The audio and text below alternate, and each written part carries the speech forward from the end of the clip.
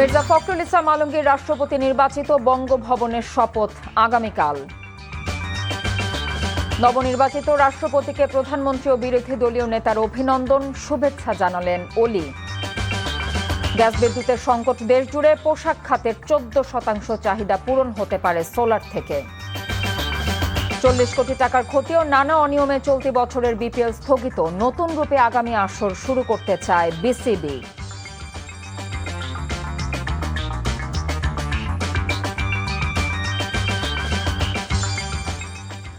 আসসালামু আলাইকুম, স্বাগত জানাচ্ছি কথা নাহিয়ান। আমি এনটিভি সন্ধ্যার খবরে। আইগ্যাস ইউনাইটেড শিরোনাম দেখছিলেন, এবার নিয়ে যাচ্ছি পুরো খবরে। দেশের 23তম রাষ্ট্রপতি নির্বাচিত হয়েছেন মির্জা ফখরুল ইসলাম আলমগীর। তিনি পেয়েছেন 255 ভোট। আর বিরোধী জোট থেকে অংশ নিয়ে অবসরপ্রাপ্ত কর্নেল ডক্টর অলি আহমেদ বীর বিক্রম পেয়েছেন 88 ভোট। নবনির্বাচিত রাষ্ট্রপতিকে অভিনন্দন জানিয়েছেন ভারপ্রাপ্ত রাষ্ট্রপতি হাফিজউদ্দিন আহমেদ এবং প্রধানমন্ত্রী তারেক রহমান। শুভকামনা জানিয়েছেন বিরোধী দলীয় নেতা ডাক্তার শফিকুর রহমান। আরও জানাচ্ছেন হাসান মাহমুদ।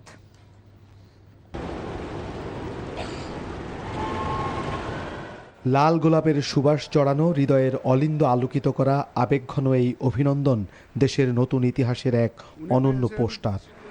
একজন মির্জা ফখরুল ইসলাম আলমগীর, আর তার পেছনে দীর্ঘ ঘাত প্রতিঘাত ও চড়াই উতরাইয়ের শেষে অনবদ্য এক আলোয় হয়ে উঠলেন মহামান্য। রাষ্ট্রপতি নির্বাচিত হয়ে সিক্ত হলেন অভিনন্দনের জোয়ারে। রাষ্ট্রপতি নির্বাচনকে ঘিরে নির্বাচিত জনপ্রতিনিধিদের উপস্থিতিতে সকাল থেকেই সরগরম ছিল জাতীয় সংসদ ভবন। প্রধান নির্বাচন কমিশনার ও নির্বাচনের প্রধান কর্তা এএমএম নাসিরউদ্দিনের সভাপতিত্বে শুরু হয় নির্বাচন। রাষ্ট্রপতি নির্বাচন আইন 1991 ধারা 10(1) অনুযায়ী সংসদ সদস্যগণের প্রদানকৃত ভোটে রাষ্ট্রপতি নির্বাচিত হবেন। ব্যালট পেপার সরবরাহের পর প্রথম ভোট দেন ভারপ্রাপ্ত রাষ্ট্রপতি ও ভারপ্রাপ্ত স্পিকার। পরে মির্জা ফখরুল ইসলাম আলমগীরকে সঙ্গে নিয়ে ভোট দেন প্রধানমন্ত্রী তারেক রহমান, বিরোধী দলীয় নেতা ডাক্তার শফিকুর রহমান, সরকার ও বিরোধী দলের সংসদ সদস্যরা। সরকার ও বিরোধী দলের এমপিদের সৌহার্দ্যপূর্ণ সহ অবস্থানে মুখরিত ছিল পুরো ভোটের পরিবেশ। দুপুর 2টা থেকে 5টা পর্যন্ত ভোট গ্রহণ শেষে শুরু হয় ভোট গণনা। পরে কাঙ্ক্ষিত ফলাফলে ঘোষণা করা হয় বিজয়ী প্রার্থীর নাম। ব্যবহৃত ব্যালট পেপারের সংখ্যা 343টি, অব্যবহৃত ব্যালট পেপারের সংখ্যা 6টি। বৈধ ব্যালট পেপারের মধ্যে ডক্টর অলি আহমদ বীর বিক্রম পেয়েছেন 88টি ভোট, 88 ভোটস, এবং জনাব মির্জা ফখরুল ইসলাম আলমগীর পেয়েছেন 255 ভোট, 255। আমি ঘোষণা করছি যে জনাব মির্জা ফখরুল ইসলাম আলমগীর সর্বোচ্চ সংখ্যক ভোটপ্রাপ্ত হওয়ায় রাষ্ট্রপতি পদে যথাযথভাবে নির্বাচিত হয়েছেন। 23তম রাষ্ট্রপতি হিসেবে মির্জা ফখরুল ইসলাম আলমগীরের নাম ঘোষণার সাথে সাথে তুমুল উল্লাসে তাকে অভিনন্দন জানায় সবাই। অভিনন্দনের জবাবে কৃতজ্ঞতা প্রকাশ করেন মির্জা ফখরুল ইসলাম আলমগীর। সংসদের বিরোধী দলীয় নেতাও বুকে জড়িয়ে নেন নির্বাচিত রাষ্ট্রপতি মির্জা ফখরুল ইসলাম আলমগীরকে। সরকার ও বিরোধী দলের মধ্যে এক সৌহার্দ্যপূর্ণ পরিবেশ সৃষ্টি হয় পুরো সংসদ ভবনে। দীর্ঘ 35 বছর পর দেশে দ্বিতীয়বারের মতো অনুষ্ঠিত হলো রাষ্ট্রপতি নির্বাচন, যাতে 23তম রাষ্ট্রপতি হিসেবে নির্বাচিত হয়েছেন মির্জা ফখরুল ইসলাম আলমগীর।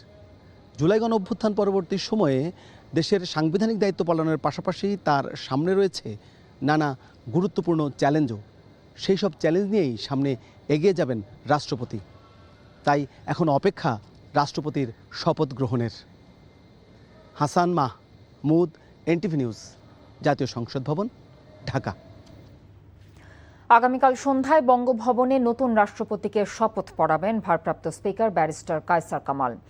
আইন মন্ত্রণালয়ের মতামত গ্রহণ শেষে কথা জানায় মন্ত্রিপরিষদ বিভাগ। এর আগে মন্ত্রিপরিষদ বিভাগ থেকে আইন মন্ত্রণালয়ের কাছে জানতে চাওয়া হয় বর্তমানে ডেপুটি স্পিকার ভারপ্রাপ্ত স্পিকারের দায়িত্বে থাকা অবস্থায় রাষ্ট্রপতিকে শপথ পড়াতে পারবেন কিনা।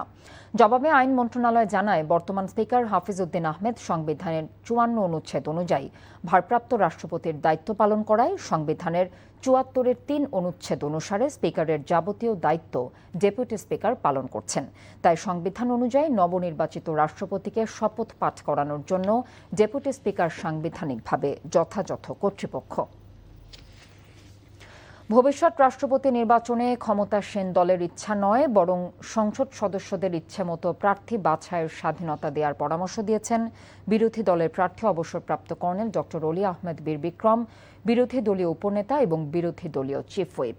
৭০ অনুচ্ছেদ সংশোধন করে নিজ দলের বিরুদ্ধে ভোট দেওয়ার বিষয় উন্মুক্ত করতে আহ্বান জানিয়েছেন তারা। নিয়ামুল আজিজ সাদেকের রিপোর্ট। ৩৫ বছর পর রাষ্ট্রপতি নির্বাচনে ১১ দলীয় জোটের প্রার্থী পেয়েছেন ৮৮ ভোট। এই নির্বাচনে পরাজয় অবধারিত জেনেও অংশগ্রহণ করে বিরোধী দল। বিপুল উৎসাহ উদ্দীপনার মধ্য দিয়ে একদিনের বিশেষ অধিবেশনে সংসদে জামায়াত, জাতীয় নাগরিক পার্টি সহ দলগুলো ভোট দেয়। এতে জামায়াতের মাত্র ২ জন সংসদ সদস্য ভোট দেননি। বিরোধী দলীয় উপনেতা বলেন, নিয়ম রক্ষার নির্বাচন হলেও গণতন্ত্রের সৌন্দর্য হিসেবে বিনা প্রতিদ্বন্দ্বিতা নির্বাচনের রীতি তারা পরিবর্তন করেছেন। আমরা তো সেই কারণে জুলাই সনদ অ্যামেন্ডমেন্ট চাচ্ছি, অ্যাপ্রুভাল চাচ্ছি, যাতে করে এই অস্ট্রেলিয়া তৈরি হওয়ার সুযোগ হবে না। আর ২ নম্বর হচ্ছে, যিনি রাষ্ট্রপতি হবেন শপথ নেওয়ার সাথে সাথে এইটাই ওনার একটা পবিত্র দায়িত্ব, নিজেকে নিরপেক্ষ জায়গায় নিয়ে যাওয়া। যদিও এটা সহজ হবে না, কিন্তু আমি মনে করি ফখরুল আলমগীর সাহেবের মতো লোক যদি সিনসিয়ার হন, সিরিয়াস হন, তাহলে এটা ওনার পক্ষে সম্ভব হবে। বিরোধী দলীয় চিফ হুইপ জুলাই সনদ বাস্তবায়নের মাধ্যমে ৭০ অনুচ্ছেদে নিজ দলের বিপক্ষে ভোটের বিধান বাদ দেওয়ার বিষয়টি তুলে ধরেন। গোপন ব্যালটে যেটাতে ঐক্যমত আমরা সবাই হয়েছিলাম, সেভাবেই নির্বাচনটা হতো, কিন্তু সেভাবে বিএনপিটা নির্বাচন করছে না। ফলে বিএনপি মুখে এক কথা বলে, কাজে আরেক কথা বলতেছে। আমরা এর আগেও বলেছি যে এই সরকার গণভোটের রায়ের সাথে প্রতারণা করেছে, জনগণের সাথে বিশ্বাসঘাতকতা করেছে, গণতন্ত্রের সাথে এবং আমাদের তাবৎ ফ্যাসিবাদ বিরোধী আন্দোলনের সাথে প্রতারণা করেছে। সংসদের সরকার দলীয় সংসদ সদস্যরা জানান, বিরোধী দল একমত হলে আগামীতে পছন্দের প্রার্থীকে ভোট দিতে পারবেন ভোটাররা। জুলাই জাতীয় সনদে যেভাবে এগ্রিড হয়েছে, ওইভাবে যদি ৭০ অনুচ্ছেদ সংশোধিত হয়ে যায় এবং তার পরবর্তীতে যখন রাষ্ট্রপতি নির্বাচন হবে, তখন সেই ৭০ অনুচ্ছেদ অনুসারে হবে। কিন্তু এখন তো সংবিধান সংশোধন হয়নি। সরকার এবং বিরোধী দল সম্মিলিতভাবে ইনশাআল্লাহ আগামী নির্বাচন যাতে ফ্রি ফেয়ার, ভালো, ক্রেডিবল বিষয় এবং ৭০ অনুচ্ছেদ না থাকে, তার কার্যক্রম কিন্তু আমরা এই সরকার এবং বিরোধী দল সবাই মিলে ইনশাআল্লাহ করবো। যদি ৭০ অনুচ্ছেদ না থাকে আগামী নির্বাচনে ৭০ অনুচ্ছেদ ছাড়াই। রাষ্ট্রপতির ফলাফল ঘোষণার পর বিরোধী দলীয় সংসদ সদস্যরা নতুন রাষ্ট্রপতি মির্জা ফখরুল ইসলাম আলমগীরের সঙ্গে সৌজন্য বিনিময় করেন। দীর্ঘদিনের অঙ্গীকার অবিচল থাকবে। আপনার দায়িত্ব পালন হোক সততা, নিরপেক্ষতা, ন্যায়বোধ এবং জাতীয় স্বার্থের প্রতি অবিচল অঙ্গীকার। Niamul Aziz Sadek, NTV news, Dhaka. স্বাধীন বাংলাদেশে এ পর্যন্ত ১৮ জন ব্যক্তি ২২ মেয়াদে রাষ্ট্রপতির দায়িত্ব পালন করেছেন। রাষ্ট্রপতি হিসেবে একদলীয় শাসন, রাষ্ট্রপতি শাসিত সরকার প্রতিষ্ঠা, তত্ত্বাবধায়ক সরকারের প্রধান হিসেবে দায়িত্ব পালন সহ ইতিহাসে বিভিন্ন ঘটনা ঘটেছিল তাদের নেতৃত্বে। বাংলাদেশ অভ্যুদয়ের পর রাষ্ট্রপতিদের ইতিহাস নিয়ে নিয়ামুল আজিজ সাদেকের রিপোর্ট। আমি শেখ মুজিবুর রহমান সশ্রদ্ধ চিত্তে শপথ করিতেছি যে ১৯৭১ সালের মহান মুক্তিযুদ্ধের সময় অস্থায়ী সরকারের প্রধান হিসেবে রাষ্ট্রপতি হন শেখ মুজিবুর রহমান। ১৯৭২ সালের ১২ই জানুয়ারি দেশে ফিরে নিজেকে প্রধানমন্ত্রী হিসেবে ঘোষণা দেন তিনি। ১৯৭৫ সালে একদলীয় শাসন ব্যবস্থার প্রবর্তন করে রাষ্ট্রপতি শাসিত সরকার চালু করে আবারও রাষ্ট্রপতি হন শেখ মুজিবুর রহমান। ১৯৭৫ সালে শেখ মুজিবের মৃত্যুর পর রাষ্ট্রপতি হন খন্দকার মোশতাক আহমেদ। মোট ৮১ দিন তিনি এই পদে অধিষ্ঠিত ছিলেন। ১৯৭৫ সালের ৬ নভেম্বর ভিন্ন এক প্রেক্ষাপটে খন্দকার মোশতাককে সরিয়ে প্রধান বিচারপতি আবু সাদাত মোহাম্মদ সায়েম রাষ্ট্রপতি হিসেবে শপথ নেন। ১৯৭৭ সালে তিনি ব্যক্তিগত কারণ দেখিয়ে পদত্যাগ করেন। একই বছরে ২১ এপ্রিল দেশের ক্রান্তিকালে অষ্টম রাষ্ট্রপতি হিসেবে দায়িত্বভার গ্রহণ করেন সে সময়ের সেনাপ্রধান জিয়াউর রহমান। বিচারপতি আব্দুস সাত্তারকে তিনি উপরাষ্ট্রপতি হিসেবে নিয়োগ দেন। ১৯৮১ সালে একদল বিপথগামী সেনা কর্মকর্তার হাতে প্রেসিডেন্ট জিয়াউর রহমান শহীদ হলে বিচারপতি সাত্তার ভারপ্রাপ্ত রাষ্ট্রপতি হিসেবে দায়িত্ব নেন। পরে নির্বাচনের মাধ্যমে বিচারপতি সাত্তার রাষ্ট্রপতি হন। মাত্র ৪ মাস পর তাকে সামরিক অভ্যুত্থানের মাধ্যমে পদচ্যুত করে প্রধান সামরিক আইন প্রশাসকের পাশাপাশি নিজেকে রাষ্ট্রপতি ঘোষণা করেন জেনারেল হুসেন মোহাম্মদ এরশাদ। ১৯৮৬ সালে আবারও বিতর্কিত এক নির্বাচনে রাষ্ট্রপতি হন এরশাদ। 90-এর গণঅভ্যুত্থান পরবর্তী বিএনপি সরকার আমলে রাষ্ট্রপতি হন আব্দুর রহমান বিশ্বাস। পরে আওয়ামী লীগ ক্ষমতায় গেলে রাষ্ট্রপতি হন বিচারপতি শাহাবুদ্দিন আহমেদ। 2001 সালের 14 নভেম্বর রাষ্ট্রপতি হন AQM বদরুদ্দোজা চৌধুরী। তার বিরুদ্ধে অনাস্থা জানায় বিএনপি সরকারের এমপিরা। এরপর ভারপ্রাপ্ত রাষ্ট্রপতির দায়িত্ব পালন করেন ব্যারিস্টার জমির উদ্দিন সরকার। পরে বিনা প্রতিদ্বন্দ্বিতায় রাষ্ট্রপতি নির্বাচিত হন ইয়াজউদ্দিন আহমেদ। 1-11 পরবর্তী আওয়ামী লীগ সরকার একটানা 15 বছর বিনা প্রতিদ্বন্দ্বিতায় রাষ্ট্রপতি হয়েছিলেন মোহাম্মদ জিল্লুর রহমান, মোহাম্মদ আব্দুল হামিদ এবং দুদকের কমিশনার মোহাম্মদ শাহাবুদ্দিন চুপ্পু। 24-এর গণঅভ্যুত্থান পরেও 2 বছরের বেশি সময় দায়িত্ব পালন শেষে শাহাবুদ্দিন চুপ্পু পদত্যাগ করলে ভারপ্রাপ্ত রাষ্ট্রপতির দায়িত্ব নেন স্পিকার হাফিজ উদ্দিন আহমদ। সর্বশেষ 23তম রাষ্ট্রপতি হিসেবে মির্জা ফখরুল ইসলাম আলমগীর নির্বাচিত হন। Niamul Aziz Sadiq, NTV news, Dhaka. বিএনপির 31 দফায় সংবিধানের 70 অনুচ্ছেদ তুলে দেবার কথা থাকলেও সংবিধানে তা বহাল থাকায় সংসদ সদস্যরা ইচ্ছে মতো ভোট দিতে পারেনি বলে জানিয়েছেন 11 দলীয় ঐক্যের রাষ্ট্রপতি প্রার্থী অলি আহমেদ। রাজধানীর মহাখালীতে নিজ বাসভবনে রাষ্ট্রপতি নির্বাচনের প্রতিক্রিয়া হিসেবে একথা বলেছেন তিনি বলেন, রাষ্ট্রপতি কাকে চান বিভিন্ন মাধ্যমে জনগণ তাদের মতামত প্রদান করেছে, যেখানে তাকে 68% জনগণ ভোট দিয়েছে বলেও দাবি করেছেন তিনি। অলি আহমেদ বলেন, সুশাসন এবং জবাবদিহিতা নিশ্চিত করা না হলে দেশের মানুষ শান্তিতে বসবাস করতে পারবেন না। মির্জা ফখরুল ইসলাম আলমগীরকে 11 দলের পক্ষ থেকে শুভেচ্ছা জানিয়ে দেশবাসীকে সাথে নিয়ে সুষ্ঠুভাবে দেশ পরিচালনা করার আহ্বান জানিয়েছেন অলি আহমেদ। ব্যক্তি, দল ও গোষ্ঠীগত বিবেচনার ঊর্ধ্বে থেকে দেশ ও নাগরিকদের বৃহত্তর স্বার্থকে অগ্রাধিকার দেবেন এই প্রত্যাশা করি। বিশেষত গণভোটে জনগণের রাষ্ট্রীয় সংস্কারের পক্ষে যে রায় দিয়েছে তার প্রতি সম্মান, জবাবদিহিতা এবং অন্তর্ভুক্তিমূলক জাতীয় সংলাপের প্রশ্নে আপনার নিরপেক্ষ ও সক্রিয় অবস্থান দেশবাসী প্রত্যাশা করে।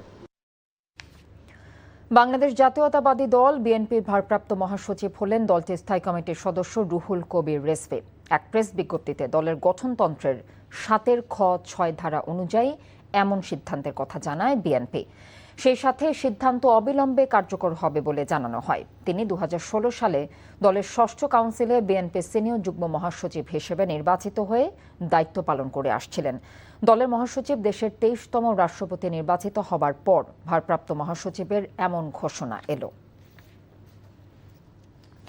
দেশের 3,320টি পোশাক কারখানার ছাদে প্রায় 1,768 মেগাওয়াট সৌর বিদ্যুৎ উৎপাদন করা সম্ভব, এমন তথ্য জানিয়েছে বেসরকারি গবেষণা সংস্থা সিপেটে।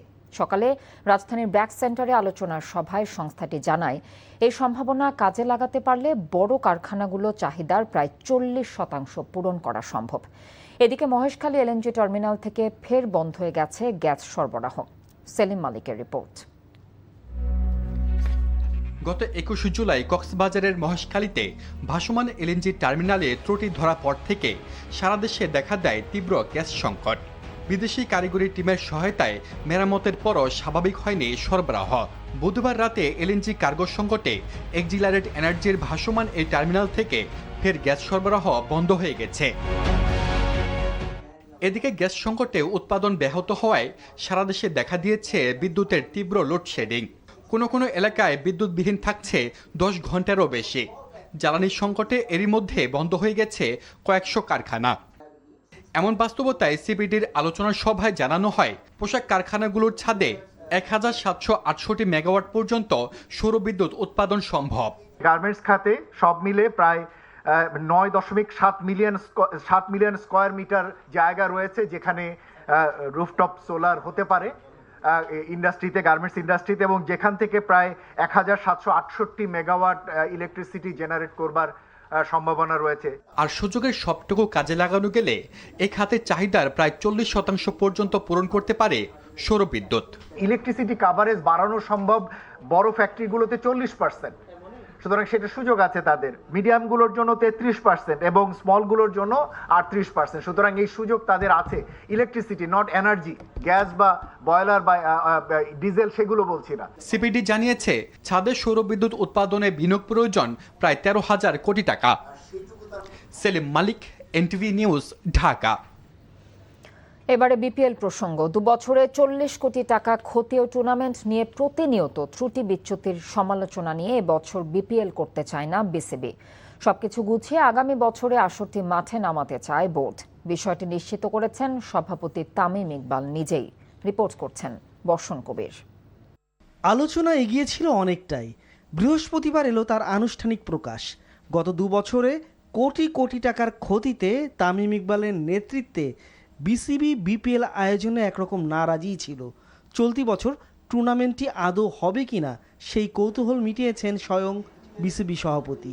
যে টুর্নামেন্ট আমার 20 কোটি টাকা লস হয়, যে টুর্নামেন্টে লাস্ট 2 বছরে 40 কোটি টাকা প্লাস মাইনাস লস হয়ে থাকে, আমার প্রায়োরিটি লিস্টে এই মুহূর্তে ওটা না। আমার জন্য প্রায়োরিটি লিস্টে হলো পুরো জিনিসটাকে ফিক্স করা, ঠিক করে যে জিনিসটা যদি বিসিবিকে প্রফিট মেকিং কেমনে করতে পারি ওইটাকে করে তারপরে জিনিসটাকে আগানো।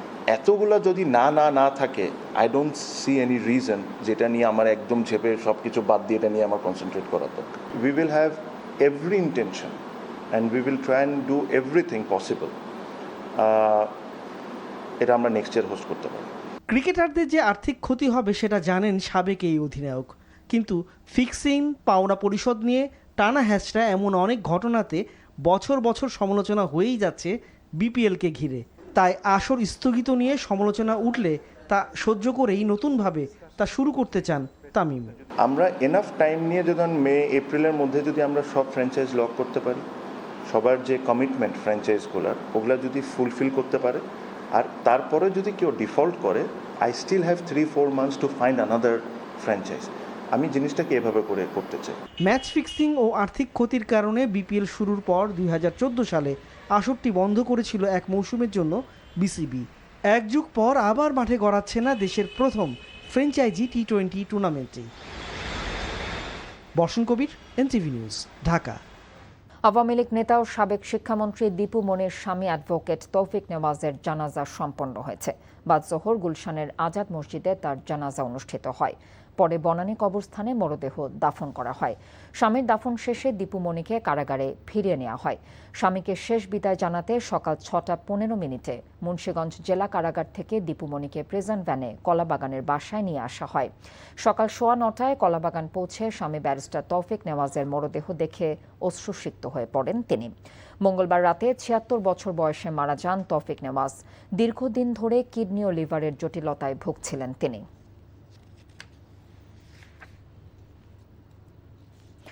কৃত্রিম বুদ্ধিমত্তার সুফল পেতে শুধু প্রযুক্তি আমদানি করলেই হবে না, দেশের নিজস্ব ডিজিটাল পাবলিক অবকাঠামো গড়ে তুলতে হবে বলে জানিয়েছেন প্রধানমন্ত্রীর জনপ্রশাসন উপদেষ্টা ও বিএনপি স্থায়ী কমিটির সদস্য ইসমাইল জবিউল্লাহ। আর এ লক্ষ্যে পরিবেশ তৈরির জন্য সরকার কাজ করছে বলেও জানিয়েছেন তিনি। রাজধানীর BIISS মিলনায়তনে আয়োজিত সেমিনারে একথা বলেন তিনি। কৃত্রিম বুদ্ধিমত্তা কেবল প্রযুক্তির বিষয় নয়, রাষ্ট্রের অর্থনীতি, প্রশাসন, নিরাপত্তা, শিক্ষা, স্বাস্থ্যসেবা থেকে শুরু করে সব ক্ষেত্রে এর প্রভাব বাড়ছে বলে জানিয়েছেন সেমিনারে অংশ নেওয়া বক্তারা। বিশ্বের প্রযুক্তিগত পরিবর্তনের সঙ্গে তাল মিলিয়ে বাংলাদেশকে একটি সমন্বিত AI নীতিমালা প্রণয়ন এবং বাস্তবায়নের পরামর্শ দেওয়া হয় সেমিনারে। 2026 সালের দাখিল পরীক্ষায় ভালো ফলাফল অর্জনকারী শিক্ষার্থীদের সংবর্ধনা দিয়েছে মাহারাত মডেল মাদ্রাসা। সকালে উত্তরায় প্রতিষ্ঠানটির ক্যাম্পাসে উপলক্ষে শিক্ষক, শিক্ষার্থী এবং অভিভাবকদের উপস্থিতিতে উৎসব মুখর পরিবেশ তৈরি হয়। অনুষ্ঠানে প্রধান অতিথি ছিলেন ঢাকা বিশ্ববিদ্যালয়ের আরবি বিভাগের চেয়ারম্যান অধ্যাপক ডক্টর মোহাম্মদ মিজানুর রহমান। বিশেষ অতিথি ছিলেন মাহারাত মডেল মাদ্রাসার চেয়ারম্যান ডক্টর মোহাম্মদ নুরুল্লাহ। প্রধান অতিথি শিক্ষার্থীদের অভিনন্দন জানিয়ে বলেন, ভালো ফলাফল অর্জনের পাশাপাশি জ্ঞান ও নৈতিকতায় নিজেদের সমৃদ্ধ করতে হবে। ভবিষ্যতে দেশ ও সমাজের জন্য গুরুত্বপূর্ণ ভূমিকা রাখতে শিক্ষার্থীদের প্রস্তুত হওয়ার আহ্বান জানিয়েছেন তিনি। পরে ভালো ফলাফল অর্জনকারী শিক্ষার্থীদের হাতে ক্রেস্ট তুলে দেওয়া হয়।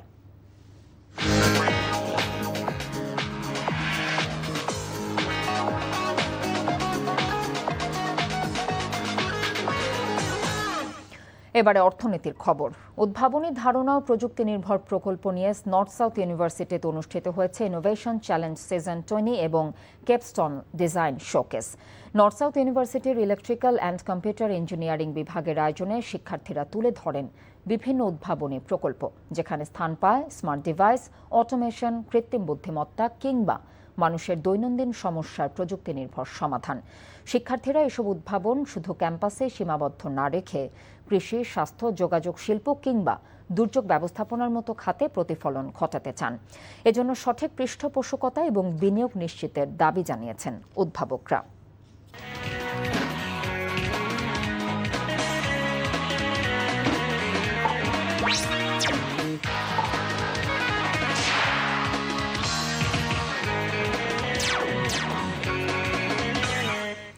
এবারে খেলার খবর। Cricket. Australia Bangladesh test series প্রসঙ্গ।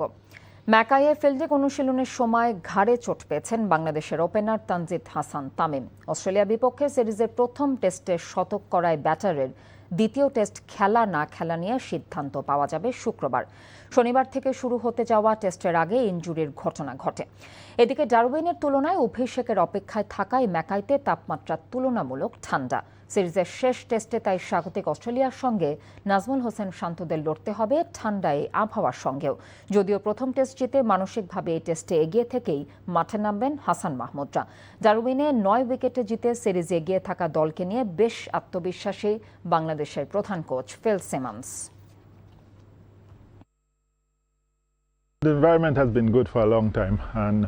সবাই দ্বিতীয় টেস্ট খেলার জন্য মুখিয়ে আছে। দল বেশ উজ্জীবিত। নিজেদের মধ্যে বোঝাপড়া আর সম্মান প্রদান করা খুবই গুরুত্বপূর্ণ, আর এই কারণে মাঠে আমরা ভালো ফল পেয়েছি। এরই সাথে খবর শেষ করছি, তবে যাবার আগে আইগ্যাস ইউনাইটেড শিরোনামগুলো জানিয়ে দিচ্ছে আরও একবার। মির্জা ফখরুল ইসলাম আলমগীর রাষ্ট্রপতি নির্বাচিত, বঙ্গভবনের শপথ আগামীকাল। নবনির্বাচিত রাষ্ট্রপতিকে প্রধানমন্ত্রী ও বিরোধী দলীয় নেতার অভিনন্দন, শুভেচ্ছা জানালেন অলি। গ্যাস বিদ্যুতের সংকট দেশ জুড়ে, পোশাক খাতের 14% চাহিদা পূরণ হতে পারে সোলার থেকে। 40 কোটি টাকার ক্ষতি ও নানা অনিয়মে চলতি বছরের বিপিএল স্থগিত, নতুন রূপে আগামী আসর শুরু করতে চায় বিসিবি। এ ছিল এনটিভি সন্ধ্যার খবরে। এই খবরের ভিডিও সহ আপডেট জানতে ভিজিট করুন এনটিভি অনলাইন www.ntvbd.com। এছাড়াও এনটিভির জনপ্রিয় সব অনুষ্ঠান ও খবরের আপডেট জানতে ভিজিট করুন আমাদের ইউটিউব ও ভেরিফাইড ফেসবুক পেজ। রাত 10:30 রাতের খবর দেখার আমন্ত্রণ রইল। এতক্ষণ সাথে থাকার জন্য ধন্যবাদ সবাইকে।